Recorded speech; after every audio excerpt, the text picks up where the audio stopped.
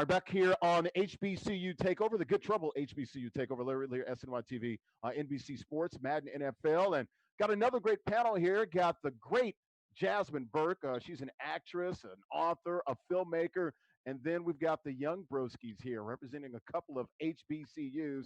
Alexander Lowe from Fort Valley State, and then we got Xavier. Don't call him Xavier because that means you're mad at him. Xavier McClinton to talk a little bit about voting and the importance of it. Of course, we saw a drop in participation with the HBCU students in that population during the last presidential election in 2016. So, Jasmine, go ahead and take it away, and let's figure out how we can make that better this time around. Absolutely. I am so excited to be talking to Xavier McClinton and Alexander Lowe. They are both some very hardworking, intelligent young men who are the student body presidents at their respective universities, Fort Valley State University and FAMU. Now, okay, we're just going to relax and have a good conversation because as Larry was saying, the young people at HBCUs experienced the most drastic drop in voter turnout to the polls in 2016. It's like we were all excited in 2012 and then 2016, it was just like, woo, an entire 11% drop in the turnout. And I'm just curious, what is your point of view, being that you are millennials? What could have happened to make that drop occur? For me, I would think when you looked at the 2008 and 2012 election, I think that was a super impactful year with President Barack Obama.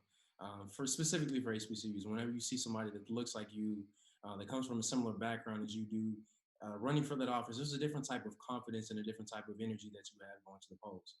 And I think what we lost in that election in 2016 was the same type of energy and passion that you saw with President Obama on either one of the other tickets that were running back in 2016. So I think that we lost the motivation and the energy there. But I think after these past 4 years, kind of seeing how that went, there's a renewed energy and spirit around making sure that we get out to the polls and make sure that we exercise, because we see how powerful our vote really is and what we really have to hold to it. Yeah, I agree with that completely. I just want to add to that education. I think one of the biggest things that we realize is that when you are more educated on a topic or an idea, you make more well-informed decisions.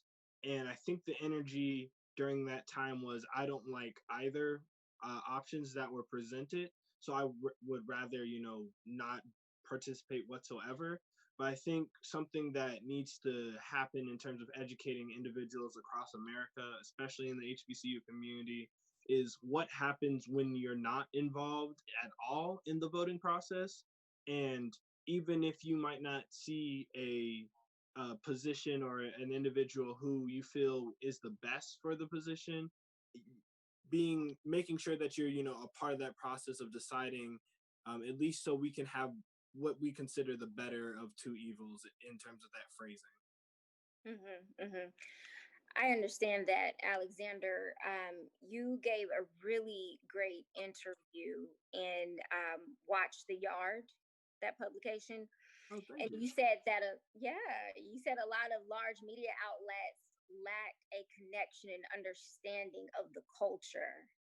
And that speaks to the point that you just said about young people feeling like they don't connect to either of the candidates.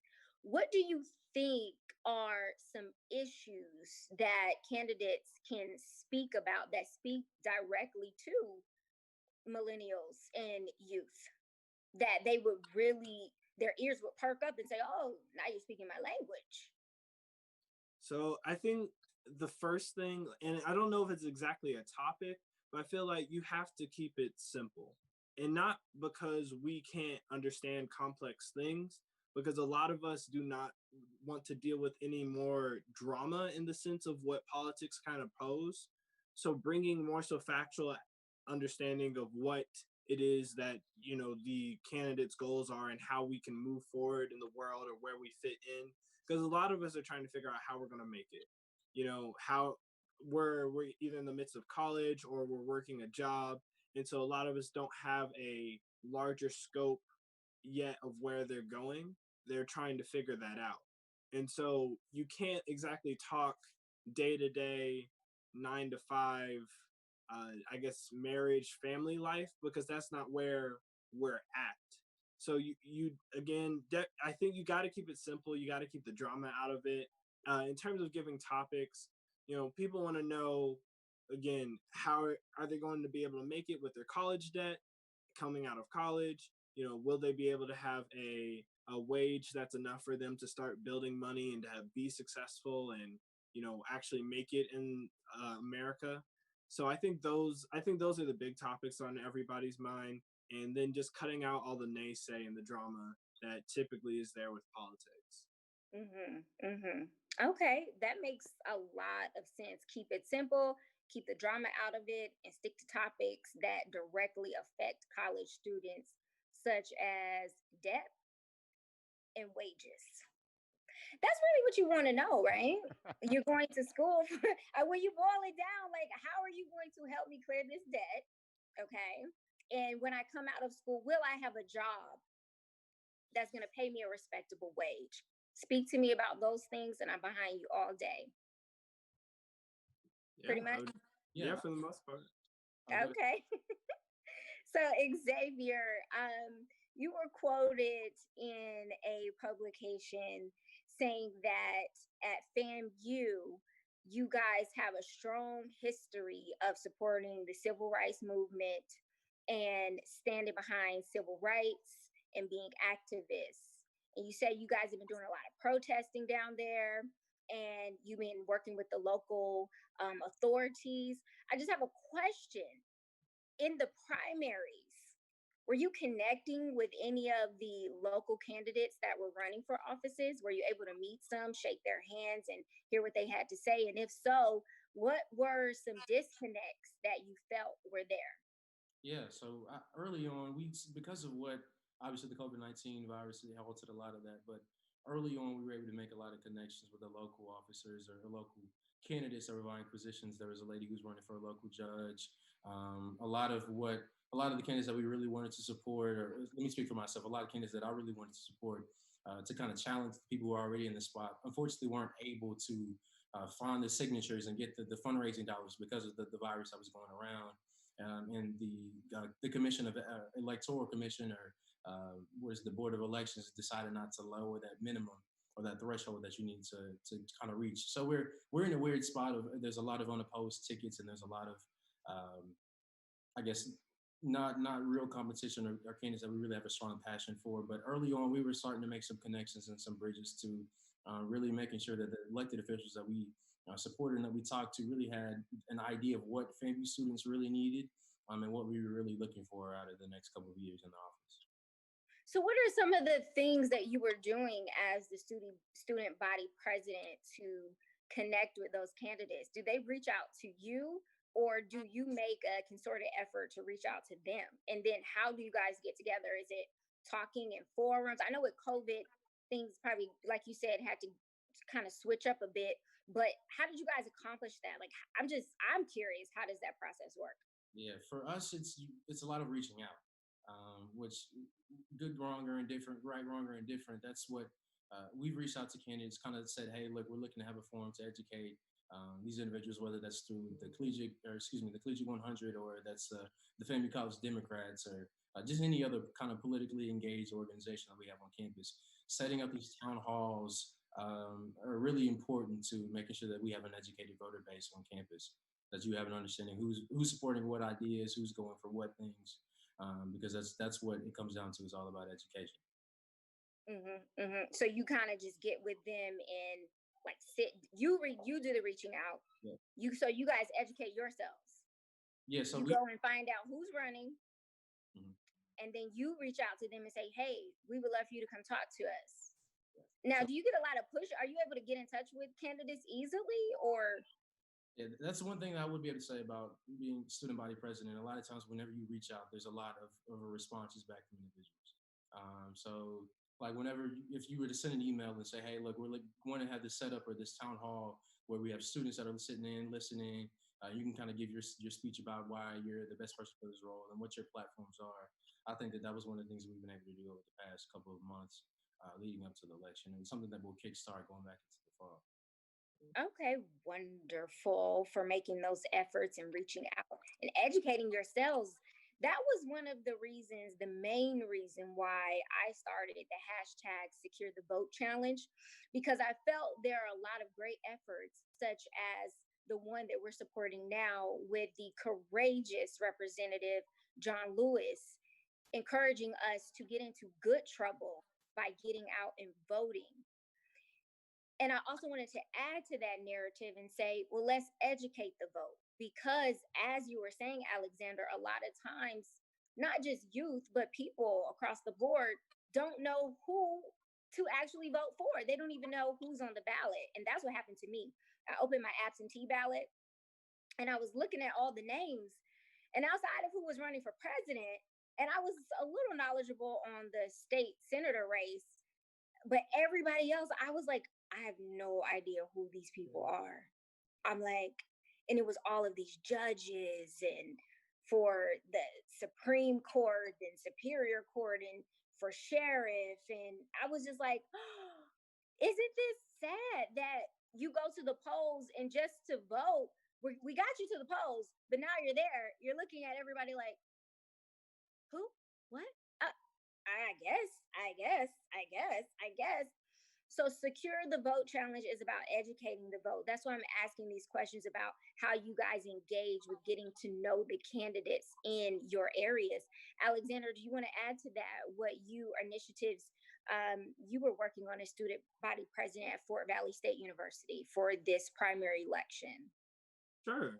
I think it's a very interesting time for me because while I talk on the perspective of being uneducated and everything, I really find myself being one of those individuals who was not very passionate about politics and still to this day am not.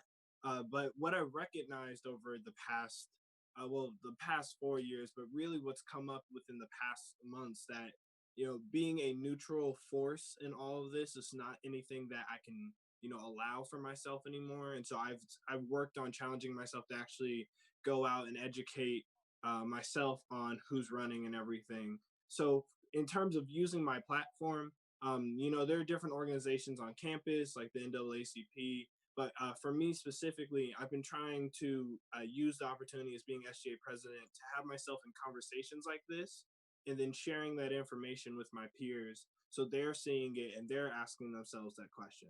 So I don't have a huge knowledge base. I'm not even going to act like I do, but the biggest thing I realize that I can do right now is to put myself in conversations such as this so we can bring up the ideas and figure out how to become more educated. Well, I think this is a great start. We all have to start somewhere, right? And that's why the work that Representative John Lewis has done his entire lifespan with helping to get people out to vote and fighting for the Voter Rights Act and doing all of this work that he's been doing is so that we can, because you have to start somewhere. That was the starting place. We want the right. Okay, we have the right.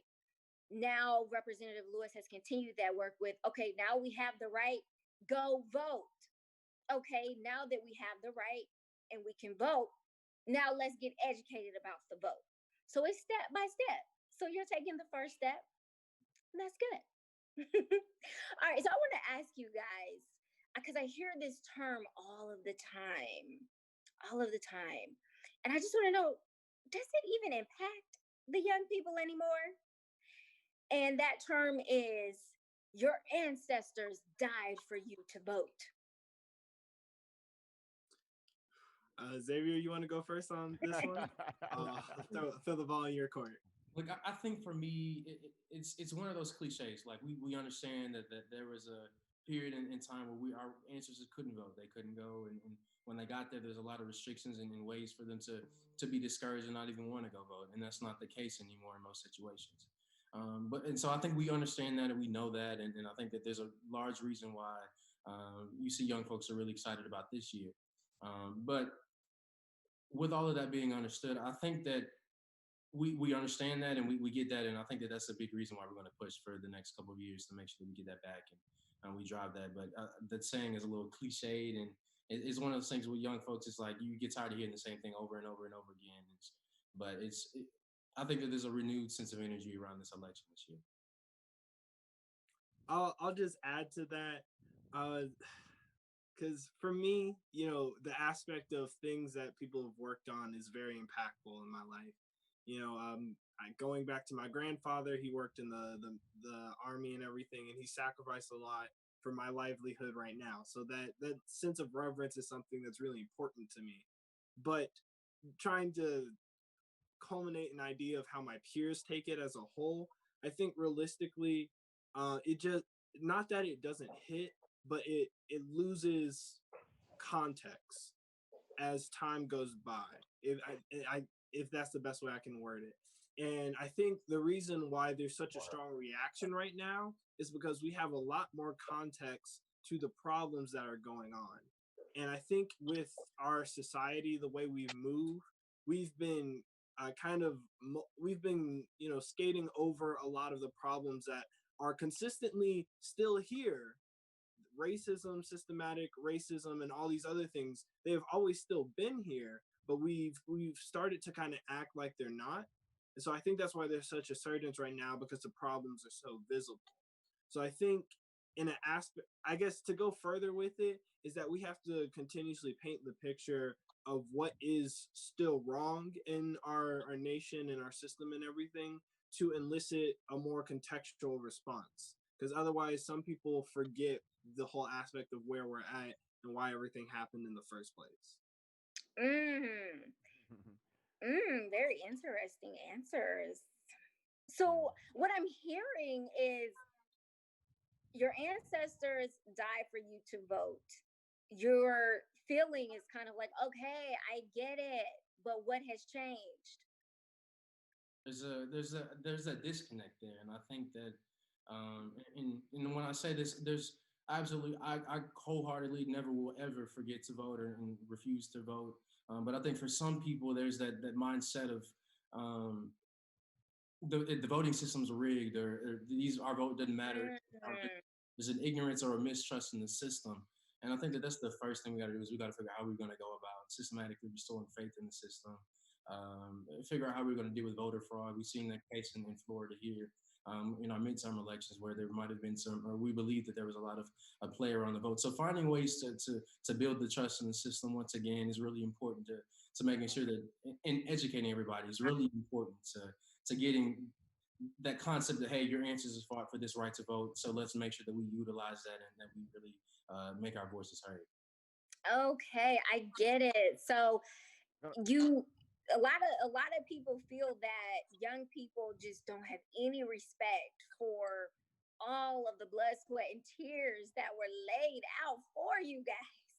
But it's not that. Your perspective is just different because you've grown up in a time where you may have encountered racism. We know it's still alive and well, but it's not to the extent of what your ancestors experienced. It's almost like you don't really even relate to that experience so much because your experience has been totally different in America. Yeah. And this will be the last question, guys. Go ahead and wrap this up, and you're doing a fine job. Really appreciate that. Okay, this was great, guys. Thank you so much for taking out the time in your COVID summer to talk to me and to inspire. We're here to ignite our HBCU family, to get to the polls, and to also go and spread the word that everyone needs to be watching The Courageous, Representative John Lewis's documentary, John Lewis, Good Trouble. It's on demand and in select theaters and drive-in theaters. And people can go to johnlewisgoodtrouble.com to get more information. And that's why we're talking today. My last question to you is, on a scale of 1 to 10 being that you rallied around local candidates and they won, how loud was your student body in this primary election. Now, Xavier, I'm gonna need you to really show out on this answer because what I read, you're the voice of 10,000 students and youth in that community. So I really wanted on a scale of 1 to 10, how loud was your student body voice at the polls? And what are your plans moving forward to make sure it's even louder so that we can what? Hashtag secure the vote. I think for us it was a 10. Back when the primary was coming around, that was around election time for me and a lot of students that were running for leadership spots on campus. So we used that opportunity and that platform to really, we personally had a challenge where we would ask students to make a video about why voting is, or why Rattlers vote. And so everybody had sent in probably about, we had maybe 25, 30 responses to the video about why it's super important for us to go out and vote and be engaged. And so that was a lot of the energy that we had around that time period. And a lot of students were energized between all the presidential nominations and the local elections and our House and Senate elections. So there was a lot of energy there. And I would say the majority of who, I'll speak for myself, the majority who I wanted came out on the victorious side, the primary side. Okay. And you can shout them out. You can give them a shout out so we can be on the lookout for them. Yeah, well, one of them was Representative Al Lawson. Okay. Who was a FAMU alum and has done a lot for the FAMU community. Awesome. Alexander at Fort Valley State University. All right. I guess I think that's a question that I don't really fully have all the metrics on. But I will say this. Let's go with this aspect. Since taking on the presidency at Fort Valley State University, the aspect of the student vote, wherever we are as spread out as, the Fort Valley community is, and then even locally to the aspect of our city, I think it's becoming ever more apparent to make sure that we are continuously understanding of what's going on. And so where we were at, that we will make sure to raise that level of votership and understanding as we go forward into the future. Wonderful. Well, thank you guys so much, Xavier and Alexander, for talking to me. It has been a pleasure learning more about what's at stake in the miseducation of the millennial youth vote. You have given me a lot of knowledge, and the takeaway here is for organizers to really hear what you have to say, as you guys are the voice for your student bodies. And I hope that you all will spread the word and let everyone know to go and watch John Lewis, Good Trouble, the documentary at johnlewisgoodtrouble.com. It's on demand and in theaters. Thank you guys so much. Thank you. Thank you. Good stuff. Jasmine, you got a future in this thing, man. You should be on TV.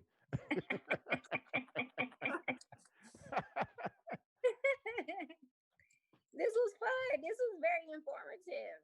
Yeah, I'll post some pictures, guys, and I'll tag you guys. I'll try to find you, Alexander. I know I think I can get you, Jasmine, but we'll try to find you, Alex and X-Man, and we'll get those out there. And yeah, man, appreciate your time, guys. This has been awesome. Yes, thank you, Larry, so much for helping us get through this. and Xavier and Alexander, if you ever want to reach out to me to come to your schools and do something, just send me. You could go through Valerie. Did Valerie contact you? Yep, she did. Yeah, if you just tell Valerie you want me, and she'll coordinate it and make it happen. Perfect. Awesome. Okay, y'all be safe. Okay.